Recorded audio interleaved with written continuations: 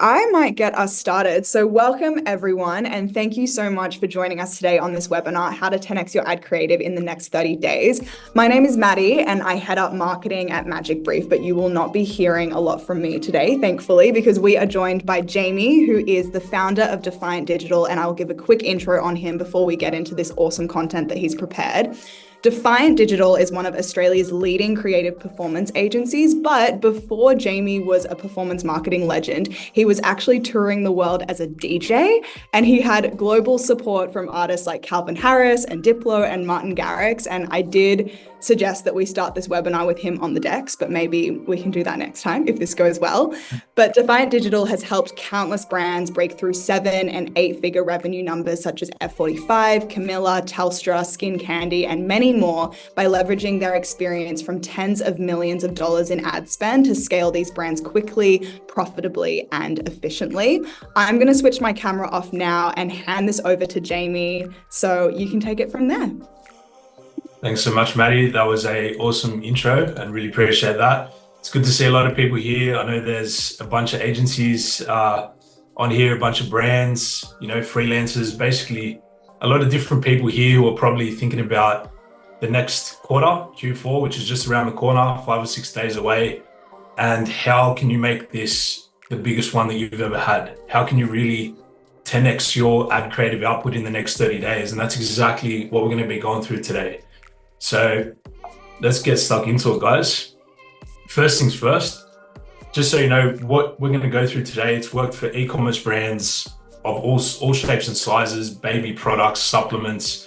It's worked for service-based businesses. Basically everything has gone through this process, and we've proven it across multiple different brands globally. And yeah, these are some of the brands that we've worked with at Defiant Digital. For those that don't know us, we are a leading creative performance agency in Australia. And basically, I started this 6 years ago with a vision to blend creative and performance marketing together. At the time, these were two very separate things, and there was not really any agencies blending these two worlds together, but I saw that gap in the market. And yeah, these are the brands, some of the brands that have trusted us with that process. So I just want to quickly run around the room, and it'd be cool to hear from a few of the people in here.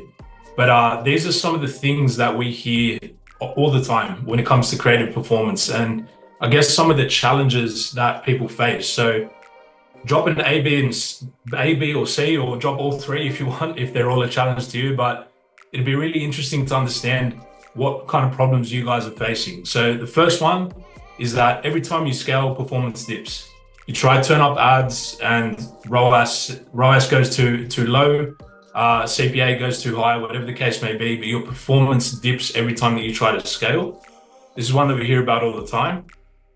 The second one is that you just can't seem to find enough winning ads. Like, you've got maybe one or two of those ads that work really well for you for a very long time, but everything else that you put out, it's not hitting that same kind of level. And you just can't seem to find enough winning ads in your account, which is again stopping you from scaling. And C is that your team, it just finds the whole creative process hard. They find it difficult. What do we do? What's it meant to look like? It's taking too long to get a creative from brief to production. Really keen to hear what you guys are sort of facing in your businesses. And the bottom line is that today we're going to solve all three of these problems. No matter what you're facing, this process is exactly how we do it for brands, and how you can do it as well. By the end of this, you're going to know exactly how to do it. So, skip too far ahead. All right. So the 10x creative process, there's really three parts to this. Okay. There's the research phase, which is the one that everyone doesn't like doing. They like getting straight into the briefing and production. They like getting straight into creating the ads. But really, this one, we could have a whole webinar just on research. Research is so important. If you do this right, you're setting yourself up for success. The second is obviously briefing and production. Once you've done your research, how do I actually bring this to life? What's the process to produce winning ads, brief them in and produce them so that everything's clear and that my team can understand exactly what we're trying to do. And the third is iteration. So once you've actually launched the ads, you've run the tests, what do you do with the data? How do you make smarter and smarter decisions every single time that you launch an ad. So I'm going to show you the process is exactly how we do it in all three of these areas. And yeah, there'll be some screenshots, there'll be some takeaways, but let's dive straight in. First things first, what does the team need to look like? What is a creative performance team? Now, no matter whether you're an agency, if you're a brand trying to build this in-house, whatever you're doing, whatever your setup is, you're going to have some form of this structure in place. But really, it all starts with the creative strategists. Creative strategists are the ones who are doing the research, they're understanding the audience, they're writing the copy, they're basically conceptualizing everything that the rest of the team are producing and testing. So creative strategists will come up with the briefs. They will then pass those briefs off to either content creators. So these are people who are reviewing the product, unboxing, influencers, creating that native style content, or motion and graphic designers, or a combination of both. But basically the creative strategists are passing their briefs onto creators of some sort, okay? Now, those creators are receiving the briefs, and it's so important that these briefs are very clear. We're going to go through that, but a clear brief is what's going to help you win. So once those designs are created or the videos are produced, the way we like to do it is we like to send those back to the creative strategist for QA. So make sure that that vision was executed on correctly. Once the creative strategist is happy with it, it gets passed, finished ads get passed to the media buyers who then test all of the ads in a very structured way, which I'm also going to show you how we do. But basically, the way that you test your creatives is also a massive key to this whole creative performance system. Because I've seen so many brands, and I'm talking like 8-figure brands, massive brands, who are just creating one ad, throwing it into ASC, and just hoping for the best. Don't get me wrong, I've seen that work, but when it comes to really having a process to identify and create more winning ads, there's a much better way. So we're going to dive into that. Screenshot this, implement it, whether you're an agency, brand, whatever it is, get this team in place. And you might need to wear a few of these hats at the start if you're a newer brand, but definitely have all of these bases covered. Cool. So research, as I said, this is the process that people don't like to do up front, but if you start with these 4 things, you're going to set yourself up for success. So the very first thing we want to do, we want to look at the ad accounts, your ad account. You want to dive deep into your ad account. You want to be auditing your competitors as well. See what you're up against. What are other people in the space doing? Because the reality is you're up against those people in the feed, and people aren't just seeing, your audience isn't just seeing your ads, they're also seeing all of your competitors. So you really need to understand where you sit in the market. You also want to understand demographics and psychographics, because again, a lot of brands run into the mistake of just talking about them and what they do and what their brand does, or the value propositions of their brand or product. But if you don't understand who you're talking to and how to trigger pain and trigger a feeling in that person, your ads are going to be too easy to ignore. And then the 4th thing you need to do in this research phase is understand what creative formats, what types of creatives do you want to use to stop the scroll, to actually capture attention? Because without attention, nothing else matters. It doesn't matter how good your landing page is, your product, your emails.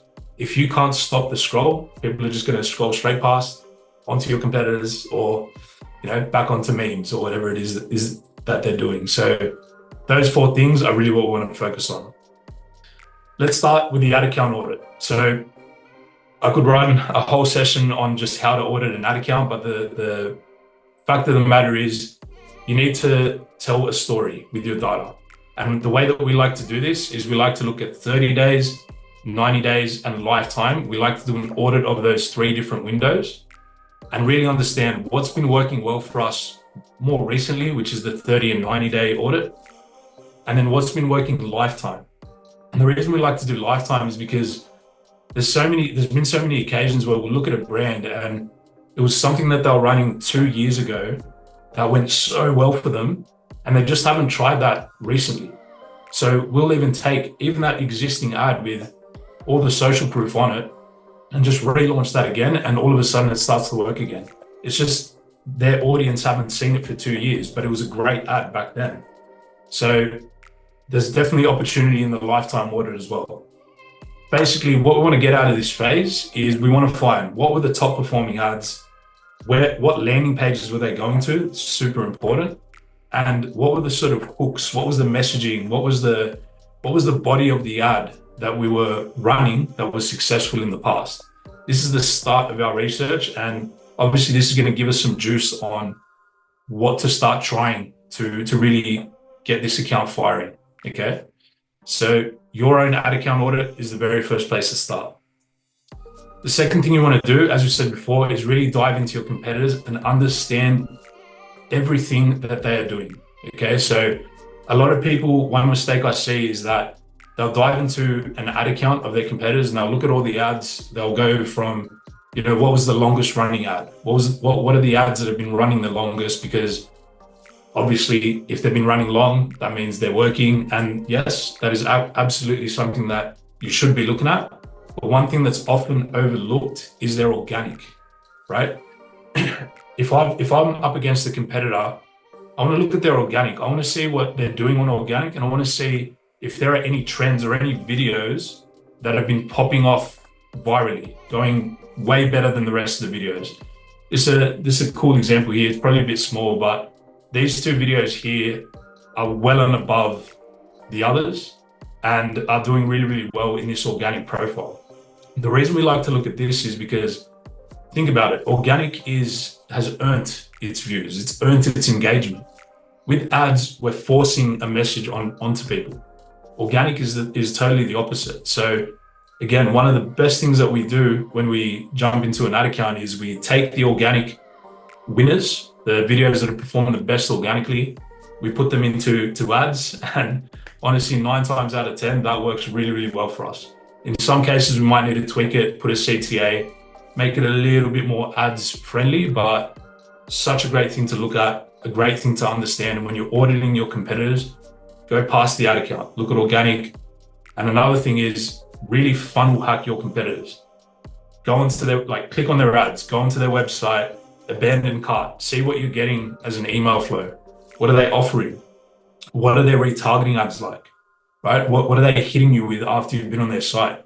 If you can understand this deeply, you'll know how to show up and differentiate your brand when it comes to competing with these competitors. You will be in a much stronger position to compete if you know what they're doing. Okay, now take this with a grain of salt too. You don't want to focus so much on your competitors and copy them and do everything like them. You always want to differentiate. That's the key. You're doing this to differentiate, not be the same. And one other thing as well, when it comes to reviews, we love looking at reviews because the great thing is if you do this right, your reviews can basically write your ads for you, right? The reviews of your competitors, you're going to get so much juice out of it. And if you pull all of the valuable stuff into a sheet, you can then use this for ad copy, landing pages, hooks, all sorts of different things. But one key tip here is look at 2 to 4 star reviews because they are really the most honest. 5-star are just brand fanboys, right? There are genuine 5-star reviews, don't get me wrong, but a lot of them are fanboys. In some cases they're actually inflated. And then 1-star are just normally they're haters, right? They're people who are just haters of a brand. No matter what you do, you're always going to have haters. So 2 to 4-star reviews, that's where the gold is. Now, one other tool that we obviously love using is Magic Brief's following tool. This is the perfect tool to use at this stage of your process because what you can basically do is add in any of your competitors into this following tool, and you can see exactly a very clear overview, how many ads they've had in the last 14 days, how many active ads they have, even the mix of their media mix, right? So how videos, images, carousels. This gives you an unreal snapshot to be able to do your research and again, understand better how you're going to fit into the market. Not only that, you can actually go into the weeds. You can look at the hooks, the ad copy, headlines, landing pages, everything. You can understand exactly what your competitors are up to right now and then keep a track of that over time as well to just make sure you're always on top of things. Okay, it just makes it so much easier, saves so much time, and it's something that we use religiously at Defiant. Cool. So the next thing you want to really understand is your demographics and psychographics, and this is arguably the most important part of your research phase, because what you need to do is you need to create ads that trigger emotion with your audience. It's as simple as that.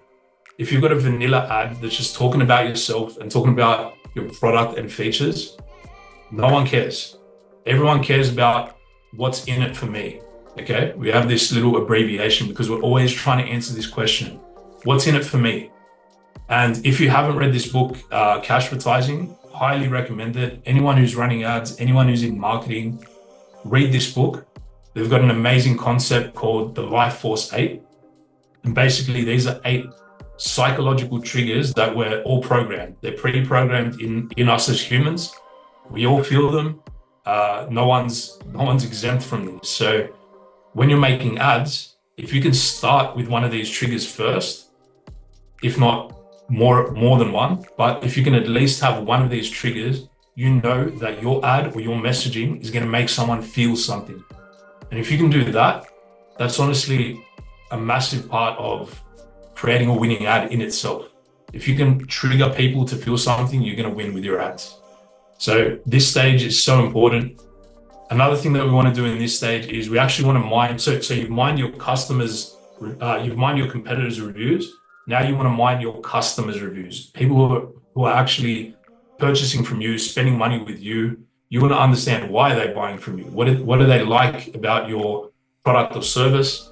How is your product helping them? Okay, and what sort of emotions are they feeling? That's also so important in this stage as well. And the fourth and final part of this research phase is that you really want to decide on your creative formats. So how are we going to show up? How are we going to, what sort of styles of creative are we going to use to bring our briefs to life and to basically show up in the scroll and capture attention? Okay, what sort of trends apply to my brand, to my product, and really sort of understanding the mix of static videos and also the mix between brand and performance marketing. Now, this is a massive one, right? This is a pretty hot topic when it comes to marketing these days. And I think the biggest thing to understand about this is that as kids, we are all pre-programmed with ad blockers. So if anyone has young kids or young kids in the family, you've probably seen this, but I saw this the other day with my two-year-old nieces. They're watching YouTube, an ad came up and they got the shits, right? They're like, they literally lost it because an ad was showing. So even young kids that don't know anything about this, they hate ads. We are programmed as humans to hate ads. Okay, so when we see a lot of stuff like this all the time, it's very easy to scroll past because we know it's an ad. Stuff like this on this side though, it catches you off guard because it doesn't feel like an ad straight away, right? You've kind of absorbed it before you've realized you're actually watching an ad, which is so important. And I think the biggest discussion about this is that you shouldn't go all the way one way or the other.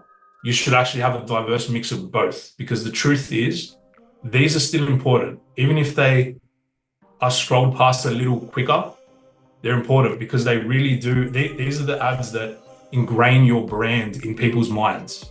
So when I'm thinking about getting lean, if I've seen carb cut all over my feed in this style, carb cut is naturally the one that I'm going to think about subconsciously when I go to solve this problem for myself.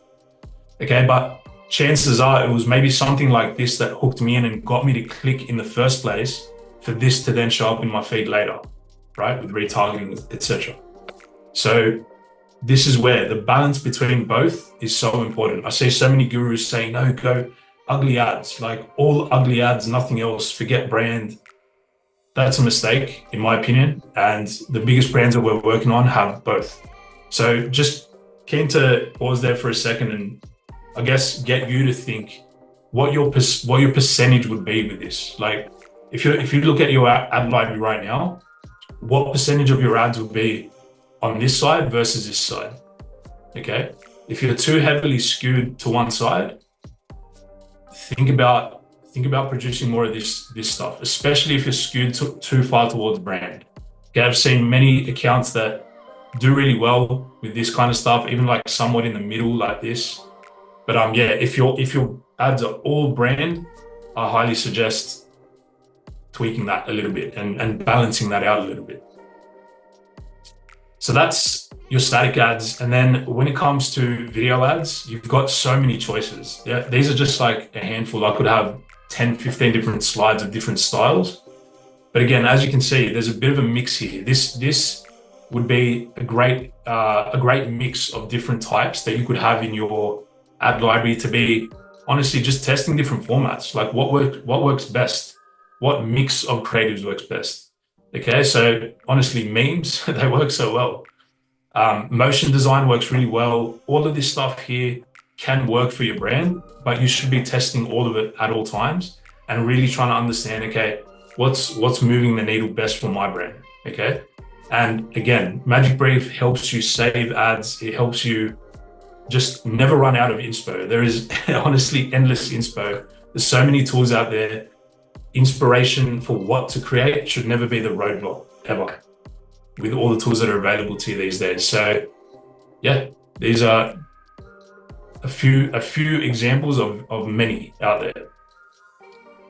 But let's get into briefing and production. So again, the goal here is really to look like this guy, old mate here on the right. We want briefing to be the fun part of everything. And look, again, a lot of people like to go straight here, but a lot of people also find this part daunting because they plan and they've got all the ideas under the sun, but when it comes time to actually executing, this is the part that a lot of people find hard. It's really important to note that when it comes to your briefing and production, clear briefs equals more wins. The clearer your brief, the better chance of your entire team understanding exactly what your vision is as a creative strategist, okay? Whether that be a creator, like a UGC influencer that you're briefing in, whether it be a motion design team, graphic designers, whatever it is, clear briefs equals more wins. And a few ways that we're going to show you exactly how we do this is to have proven frameworks. You want to have frameworks that are proven, that have worked, so that you don't have to think about what do I need to do in this ad. You just have to think about what do I need to say, okay? And the great thing about this is if you've done your research properly and you've gone through all those steps that I just showed you before, you can basically have your ads written for you based off what customers are saying. Talk to them back in their language, like stuff that they've said in reviews, problems that they're facing, solutions that they've achieved with the products. Just use all of this and talk back to them in their language, and you'll be so much more effective than you as a founder or you inside the brand talking to your audience just with like what you think of the product. So such an important process, and that's why research is such an important part of this. But again, all formats required. So statics, videos, never just go all in on videos or all in on statics, because the truth is that these two placements are different options when it comes to Meta. So if you're going all in on videos, okay, you're going to miss out on targeting people who like to scroll through feeds and just they convert on statics, for example. You're going to miss a massive segment of your audience if you're all in on one or the other. So all formats are required. And here's the thing that I tell my team almost every day. Quality, quantity, and diversity is the key. Okay, so there's always this battle between like, quality over quantity. But really, if you want to win with ads, you need all three. You need quality, quantity, and a diverse mix of everything. That's how you're going to win. That is what we call internally creative excellence. That's a KPI for our team. They have to achieve that, okay? And you should have similar KPIs for your team as well. Make sure that there's a diverse mix of everything. All right, cool. So what does a brief actually look like? What's an example? Well, this here is an example that we've made for a brand, and this is basically what the brief looked like. And like I said before, when you have frameworks like this, you don't have to think about what do I need to do. It's just, what am I saying? Okay, what is my hook? How am I going to transition that into the product? How am I going to call out the product or call out the problem? Sorry. How am I going to, trigger that problem and that pain that people are having? Okay. These types of frameworks save you so much time. And this is actually one of the keys to 10xing your creative output over the next 30 days and beyond, right? Is have frameworks like this that you can just keep tapping into, test them, understand what's working for you, and then rinse and repeat, right? Now, that's just one of many. We have a whole spreadsheet with these exact things here. So I think we've got our head of growth, Ben, is actually in the chat right now. If you want this spreadsheet, there's plenty of different frameworks here that you can just rinse and repeat. Either drop me an email, speak to Ben in the chat, we'll get this over to you. But again, this is going to be a massive key coming into Q4 because you won't have to think. You just produce, okay? Obviously, you need to have your research done to be able to plug the gaps with this. But again, these are all proven with millions of dollars of ad spend. Awesome. So to just sum up the briefing process here, this is another thing. Feel free to screenshot it. Feel free to take this and use it, implement it into your team. But basically, this is almost like a checklist of what needs to be in a brief and almost like a checklist for a winning ad.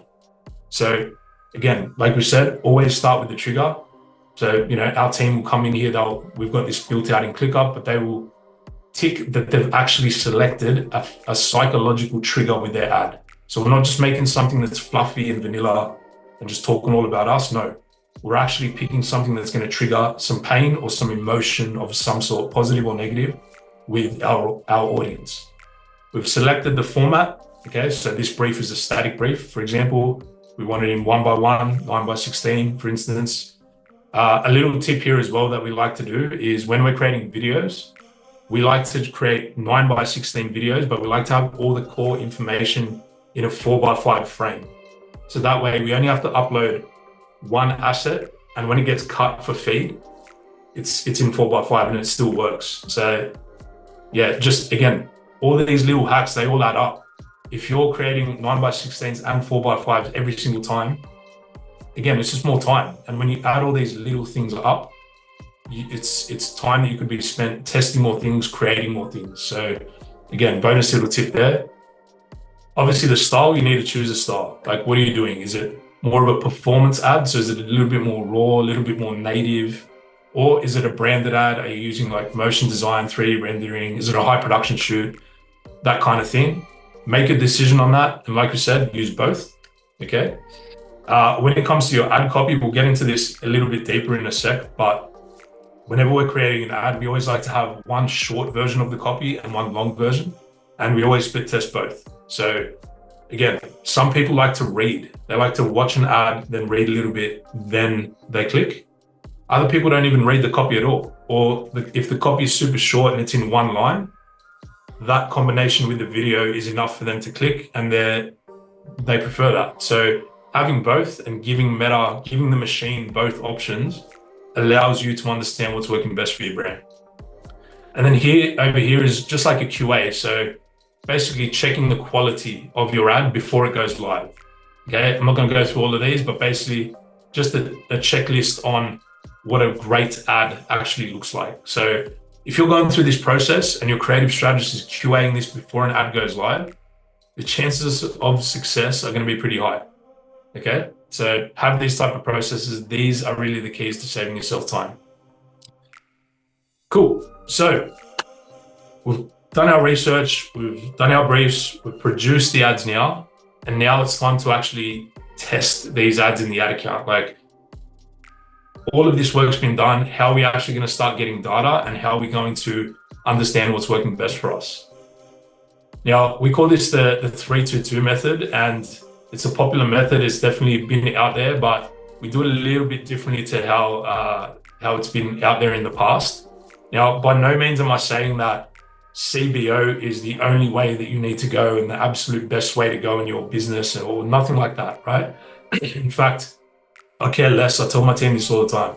I care less about the structure of an ad account than I do what we're actually testing and the creatives that we're actually testing. Structure matters less. However, if you're a brand that doesn't have a dedicated media buyer in the account every single day, making changes, making optimizations, and they know exactly what they're doing, then a CBO is probably going to be a bit of a safer option for you, right? And the reason for that is a CBO is you're setting your budget at the campaign level, and you're letting Meta decide where to place the budget based on what it's seeing perform the best.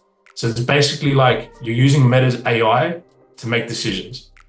One way that we love doing this, and again, we see brands all the time. I ordered an 8-figure brand just 2-3 days ago that was running ASC. So they were spending, I don't know how much a day, maybe like 50K a day across a couple of different ASCs. They were just throwing all of their ads into one campaign. All different products were being targeted.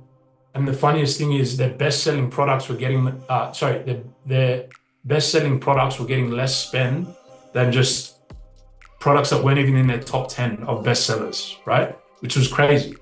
So this kind of structure here is the way that you can run through your tests and really understand and focus on your best-selling products and really drive those home. So what we like to do, you've done your audit, you know what your top 3 best performing ads are. Let's take a scenario. Let's say we're a supplement brand, we sell all different types of supplements, but we have this gut health supplement that is our best performing product, okay? And especially for new customers. It's a product that new customers are starting with in our business, and it's also one of our best sellers. Great, we've identified that. What we want to do is we want to do that 30, 90, and lifetime audit. And we want to come in here and we want to put in 3 of the best ads that have performed for us over time, okay? As long as they're still relevant, there's no offers or anything like that. 3 of the best evergreen. If you have more, if you have 4 or 5, great. But 3 is a great number. We put that in this ad set here, which is what we call our historical winners, okay? Now, every time that we create a new angle, we're going to test that in a separate ad set, and we're going to put that up against the historical winners in a CBO. What's going to happen here is that Meta, no matter what, is going to spend money on the best ads in this campaign structure. Chances are what's going to happen is most of the budget is going to go into these historical winners at first, okay? And only if we're doing something really good in here that starts to earn spend and starts to outperform the historical winners, that's the only way that these are actually going to start getting spent, if we've done something really good with our creatives. And this is a beautiful way to test in a safe way. And I know all the media buyers out there are going to be saying, oh, well, you know, how it's not going to get me spend. How am I going to know if I can't control the spend and blah, blah, blah. The point is, if it doesn't get spent, it's not better than the historical winners, okay? And I trust Meta. I trust Meta's trillions of data points that they have over my own opinion about what's going to work and what isn't, right? Now, if you're an experienced media buyer, by all means, go ABO, control your test. If you've got budget to spend and you got a real testing mindset, go that way. But this is a beautiful way of testing in a very safe way. No matter what, your ads, your money every day is going to be spent on ads that are proven, which is a great thing. Okay, so just to cover this off again, what is the 3-2-2 process? So every time we create an ad, every time we create a concept, we're not just creating one ad. We're going to create one concept, and it's going to have 3 different hooks. So 3 different starting hooks if it's a video, starting 3 seconds. If it's an image, it's going to have 3 different headlines. Everything else is the same though in the creative. And this instantly, we're going to have 2 headlines, and 2 primary texts. And this instantly gives you turns one ad concept into 12 tests, okay? Because you've got 12 different variations of that ad going out. So again, this thing here is really a way to accelerate your testing velocity in the next 30 days coming into Black Friday, Cyber Monday. Try work out what works quickly so that you're not testing in Black Friday, Cyber Monday. You're scaling the stuff that's working. You do not want to be testing in Q4 as much as you possibly can. You want to get to, like, especially Black Friday in November, you want to be there and you want to be scaling and spending money on stuff that is proven to work. Okay, so get this testing done as soon as you possibly can. And even after Q4, after Black Friday, just get into this process to always be identifying the top winning hooks. Because, for example, you can see really clearly here, If hook number 2 is the winner and hook number 1 on this angle is the winner, then what you do, you take that, you go turn it into statics, turn that hook into a static, put that video that you had into like a carousel format, right? So break the video down into like a carousel. There's so many ways you can iterate when you have the data, and we'll get into that in a sec. But yeah, basically, what does it look like? So what does the end result of the briefing and that 3-2 process look like? So basically it's this, right? So this is an ad that we made, as you can see. Exact same sort of style of ad. We're just testing 3 different hooks here, okay? We have our 2 headings, we have our 2 copies, so short copy, long copy, and our 2 headlines, I should say, okay? And then we've got our hooks, okay? So the rest of the video is exactly the same. There's no difference whatsoever. We're literally just trying to work out what's the thing that's gonna stop that scroll and trigger people and get people in. And we're gonna measure this in a few different ways, which we'll get into in a sec, but everything else about the ad is the same. And this is basically what the output of a 3-2 test looks like. So yeah, basically this is what you want to strive for when you're doing your creative. You don't want all different things to be changed through the ad, like different CTA at the end and different hook at the start, because you're not really going to know what's working best for you. You want to control the variables like a scientific experiment almost. All right, cool. So you've got that, you've got your 3-2, you've set it up, you've launched it, you've tested it, you're getting data through. Now what? What do you do now? How do you iterate, okay? And iteration is also another area that I see a lot of brands just ignoring. They're just making ads, and if it works, great. If it doesn't, all right, cool, let's just make something else, okay? But if you can get data, win or lose, if you win with your creatives, that's great. If you lose with your creatives, don't look at it as a loss, look at it as a lesson on what to do next, okay? But basically, iteration is very simple. You're making more of what's working and you're making less of what isn't, right? And what's working, what you want to be looking for is ads that earn the most spend, ads that stop the scroll, ads that get the clicks and obviously the conversions. It's important to understand though, an ad's job is to get the click, right? It's to earn the click and frame the sale. But an actual conversion is a combination of pre-click and post-click. So again, don't just look at conversions and say, oh, that's a great ad or not. There's much more to it, right? Which we'll also get into. And then, yeah, obviously making less of what isn't working. Again, track your results, track everything that you're doing so that you can get smarter with every test that you do. It's a really key thing. Okay, so this is, again, a screenshot from Magic Brief and also a way that we love to use it when it comes to iteration. Now, what you can see here, we actually have our ad account plugged in for this client here, right? We have our ad account plugged in and we're looking at the top 5 ads in regards to spend, okay? And we're tracking a few different things. As you can see here, the light purple is spend, the dark purple is ROAS, the pinkish red is thumb stop ratio, and the blue is click-through rate, right? These are some of the key metrics that you want to look at when you're assessing your creative. Magic Brief makes this really easy and it makes it visual. And the great thing about that is what you guys will find is when you're working with a performance team and a creative team, the performance people are very data-driven, they're very numbers-driven, analytical. The creative teams are usually the exact opposite of that, right? They don't, they're creatives, they're visual people. So a tool like this is what allows you to bridge that gap. And when we have our internal sessions, we have them 3 times a week with the creative teams and the performance teams. We bring these dashboards up and it allows us to make really smart decisions together. So for example, this ad's had the most spend, right? This ad right here's had the most spend. Its thumb stop ratio is 25.85. So it's stopping about 25% of people who are an impression with this ad, but also 75% of people are scrolling straight past this ad. 25% is a good number though. 25% and above, if your ad is stopping that many people for 3 seconds, you're onto something, right? You have a good hook. The thing is, with this ad, it's being let down a little bit by the click-through rate. Plenty of people are stopping on this ad, but not a high enough number of people are actually clicking on it. We really want to see click-through rates of about 1 to 1.5% and above, that's a really strong click-through rate for an ad. That's a great sign that that ad, whatever's being said, the call to action, the offer, it's triggering people to actually click. Now, on the other side, we see ads like this, okay, over here, with a 1.64 click-through rate. Great click-through rate, right?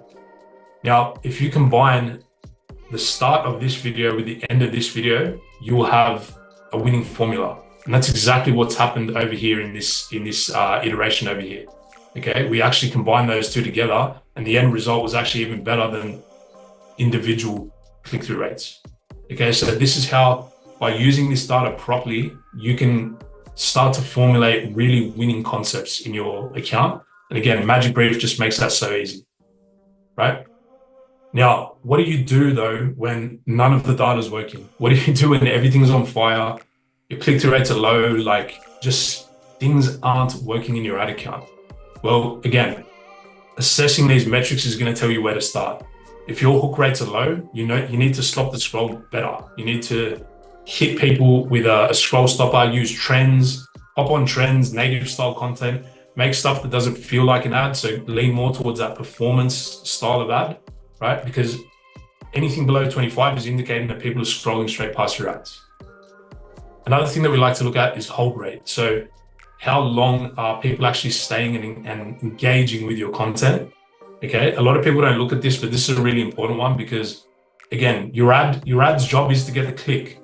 But if you can hold someone's attention and sell them a little bit more, when they actually eventually do click, they're going to be more primed to what they see next. Okay, so what we like to do with this is we like to pinpoint as well where people are dropping off. Okay, so you can do this for like average watch time. You can obviously assess hold rate as well, but look at where people are dropping off in your videos and make changes to the clips. Maybe reorder the clips, do something different where people are dropping off. Outbound CTR. So outbound CTR is people that are clicking outbound. They're going off the ad and they're going onto your website. Anything below 1.5% is indicating the first thing that you want to look at is my creative actually matching my audience? I'll give you a good example of this. We ordered a brand recently that was their core demographic and their product was made for 50-year-old women. Okay. We jumped into their ad account. All we saw was UGC from 25-year-old girls or even younger, like 20-year-olds, pretty makeup, all this kind of thing, like the whole model style UGC. And instantly we realized we're getting attention. Book rates were very high, but no one was clicking on the ads because the people that this product is for, like, they just weren't resonating with it. So that's the very first place to start when it comes to assessing outbound CTR. If your creative does match the audience, right? So you've done a good job with matching the audience, but still your CTR is just not good, then you really need to press harder on the offer, the trust, how are you reversing risk, okay? And also how are you creating urgency?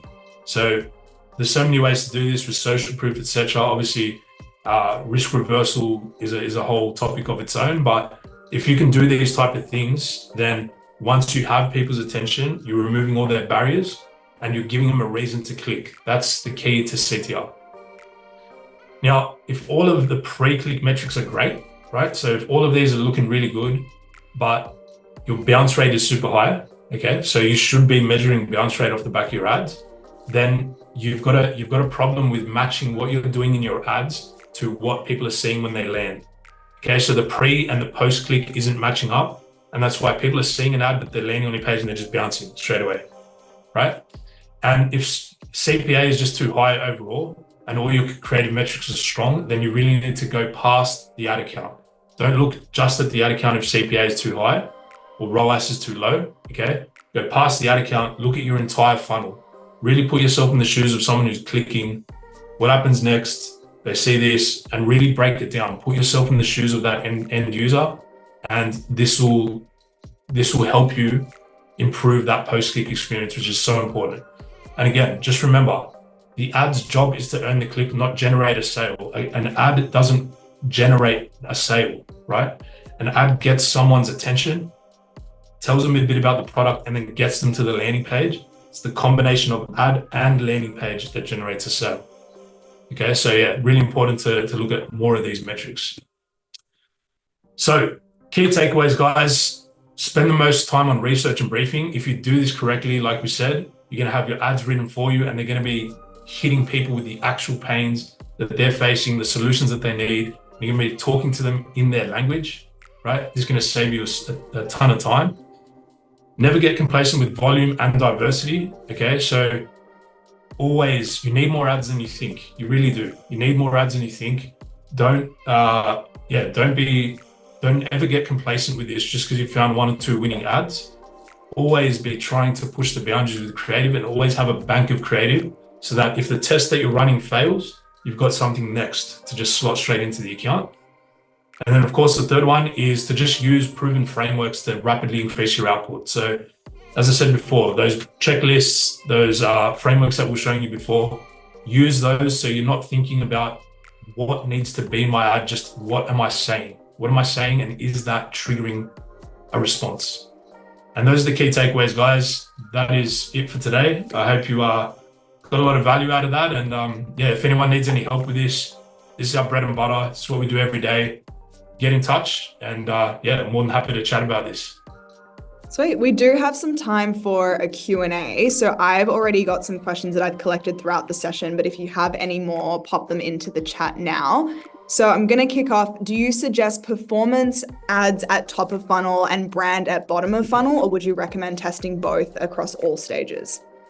That's a great question. Yeah, look, definitely performance ads is more of a top of funnel strategy, I would say, as in a general sense. And yes, brand is, again, once you've captured that attention, your branded ads are what puts that brand in people's minds. But honestly, we've seen good results with them all across the board. And I'd say test it, right? Never just leave that up to assumptions. Test it and see what works best for your brand.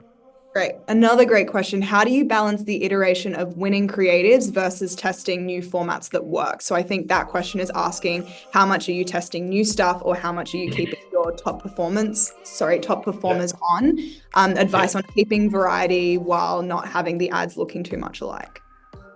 Yeah, this is really going to depend on like where you're at with your brand. So if you're in a position where your CPA, like your whatever it is, MER, CPA, whatever target you have, like if you're on target and you're in a good place and you're thinking about scaling, then obviously what you want to be doing is you've got a little bit more room to test new things, right? Test net new concepts.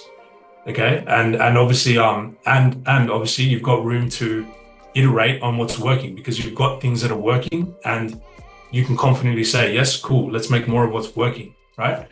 If you're in a position where nothing's working for you at all in your account, then there's not really much to iterate on, right? There's not going to be a lot to iterate on. You need to focus a little bit more on that. You need to weight your creative energy more on net new concepts to try to find those winners, right? But no matter where you're at, there are always going to be little bits and pieces that you can grab. So you might run an ad, it might not do too well. You might have an awesome hook rate. Great. Okay, take that hook. Let's see what else we can do with the body of the ad to improve that performance overall. Awesome. Got a few questions on budget, but does your campaign budget define how many ad sets you can test beneath it? And do you have a guideline for testing or budget? I think there was a couple of questions in this territory. So even if you just give an explainer on how you think about budgeting and how you think about creative testing with different levels of budget.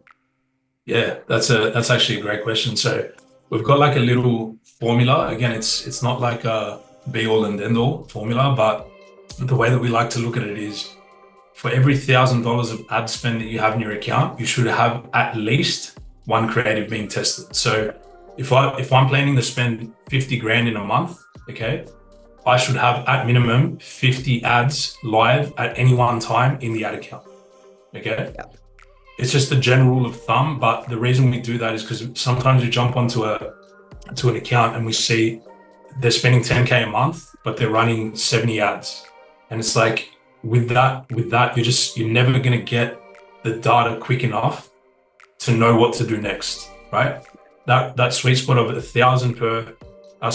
one ad per $1,000 being spent in the ad account, we've found that to be a beautiful, like, sweet spot to get data quickly enough, move through the process and just be able to get to winning data quicker.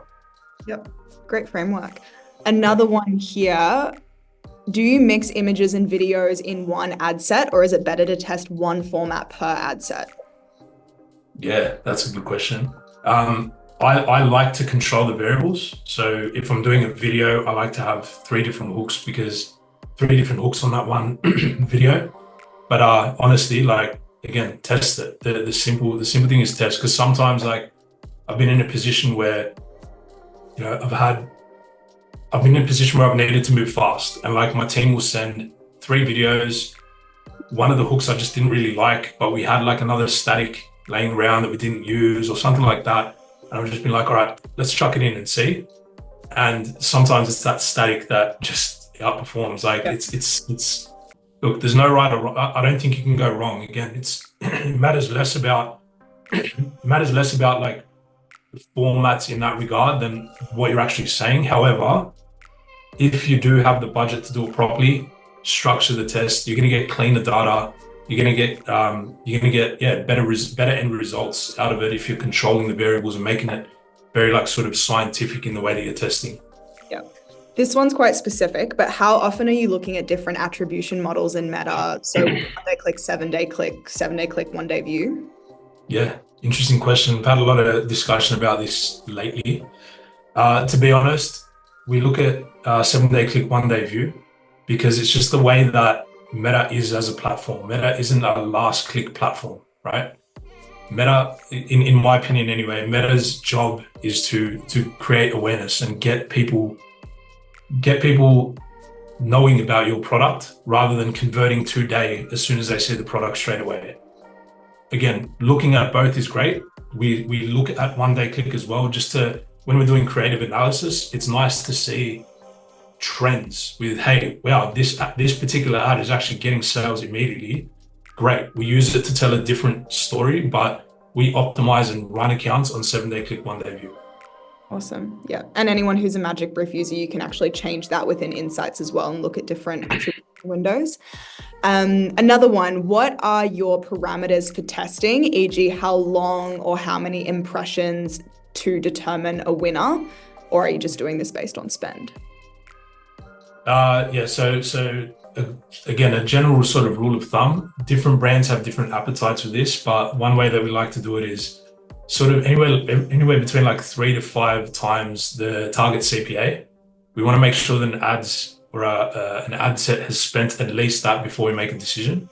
However, with the CBO structure that I was showing before, if it's been like a week and that ad set hasn't earned any spend, we know whatever we're doing in there is not going to outperform our historical winners.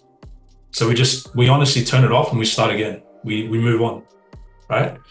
And that's again, great, safe way of testing if you don't have a dedicated media buyer, someone in there looking at it every day. Because if you have all of your budget in ABO, ad set budget optimization, and it's spending the full amount every single day, you can quickly get in, if you're not monitoring it, if you're not on it, right? You can quickly get into a position where you're just burning through a lot of cash unnecessarily. So the CBO structure is a great way to do it. Like I said, if you get about a week in and you're not seeing any spend, then can it? Meta's not going to feed this one out, and chances are it's not going to perform better than our historical. Also, I have tested this by forcing spend into ad sets that haven't been earning spend. We've tested this so many times because you can do that with CBO.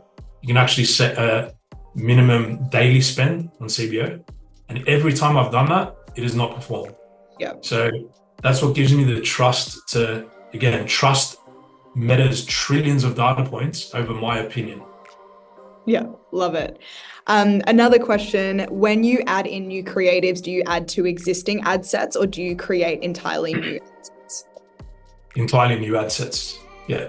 Because the thing is, what we want to do, we want to have, you can picture it, right? Like you've got your best-selling product in a campaign, you've got your historical winners, and then you've got every ad set, which is a new angle or a new concept for that best-selling product.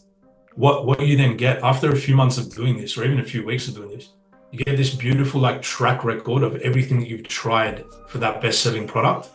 And you can clearly see beautifully like exactly what's worked and what hasn't. even if something's earned no spend, or it's spent like Meta will always spend like, $1 or $2 or something like that just to feed it out and see if it's going to do anything. But you can see, right? And you can turn it off and you can have this awesome track record on exactly what's worked for you. And everyone on your team can jump in and see, great, that's what's worked, that's what hasn't. Okay, cool, I'm iterating on this. I've learned from that lesson, I'm not going to do that again, blah, blah, blah. So yeah, that's the way we like to do it. Nice. Another one, do you create entirely new ads for retargeting? Yes, yeah, we do. We create very specific ads for retargeting. I will say this though, like we're as the years go on, we're moving further away from having like top, middle, and bottom of funnel kind of strategies, right? It's industry. Yeah, it's a bit of a trend. Like honestly, Meta's just getting so smart, right? It's getting so smart every single day, and we're moving more away from that than we were in the past. But there are definitely cases where a retargeting campaign makes sense. For example, with a catalog, right? If you're a business that has a lot of different products, retargeting with a catalog is a great strategy because you're showing people the exact thing that they were looking at on your website. There's many different reasons to still use retargeting, but with this particular campaign structure, it's quite open. And normally what we're doing is we're excluding purchases, recent purchases. In some cases, we're going pure prospecting. So we're excluding all customers out of Klaviyo, anyone who's visited the website. It just really depends on what target we're trying to achieve for the brand. Yep. And I guess on a similar vein, thoughts on Advantage Plus and individual audiences, interests, lookalikes, etc. Which do you find scales best? Yeah. So what scales best is this structure here, the CBO structure, because another thing as well, I know a lot of people like to have this like ABO structure, and then when they find the winner, they then move it into the scaling structure or into an ASC. But honestly, how many times have you had a winning ad in one structure and then moved it into another campaign, and all of a sudden it doesn't work anymore, right? I think anyone here who's run ads has definitely experienced that before. So the beautiful thing about this structure is when you find a winner, it just stays there and you just keep lifting budgets. And as you lift budgets, you introduce more and more tests, right? It's a very scalable method. I think you asked about interest targeting as well, right? And lookalike audience. Yeah. Interest targeting, look, honestly, we steer away from that. It's it's not something we really use, to be honest. Again, I just trust Meta's ability to show my product to people who want it, right? And if I'm a gut health supplement brand and I'm selling gut health supplements, Meta is going to show my products to people who it knows are looking at gut health supplements, other competitors. They're looking at it off Meta. It knows way better than I do, right? So by keeping it broad, and if you can prove your ads on a broad targeting, then you've really got something that's going to win. Lookalike audiences, I will say we sort of steered away from them for a while, but yeah, we're definitely starting to use those a little bit more these days. We're testing it again and seeing some really good results. I would say more so with the like service-based businesses, we're seeing really good results with lookalike. So for example, you've got a whole list of your customers or qualified leads. Okay, putting a lookalike of those back into Meta is giving us much better quality of leads. So yeah, testing it, I would say, but definitely scaling with this open structure in CBO. Awesome. I'm going to wrap there just because we are on 11 o'clock. Thank you so much for your time, for everyone who has joined. Feel free to email me, maddie@magicbrief.com. That's MADDIE. If you've got any Magic Brief questions, I saw a few in there. If you think Magic Brief would be helpful for you or your team, I would love to give you a demo. So please reach out, and definitely reach out to Jamie. His email is on here as well. If you are looking for an agency to help you do this, his team is they're so expert in what they do. And it's been a pleasure working with them to pull this class together for you. So I will let you all go. But yeah, thanks so much for joining, everyone. I'm going to send a recording out after the session to everyone whose emails were on the registration link. But enjoy your Wednesday, team, or maybe Tuesday, wherever you are in the world. All right. And good luck with Q4 too. Good luck with Q4, 100%. guys. Good luck, Kill it. everyone.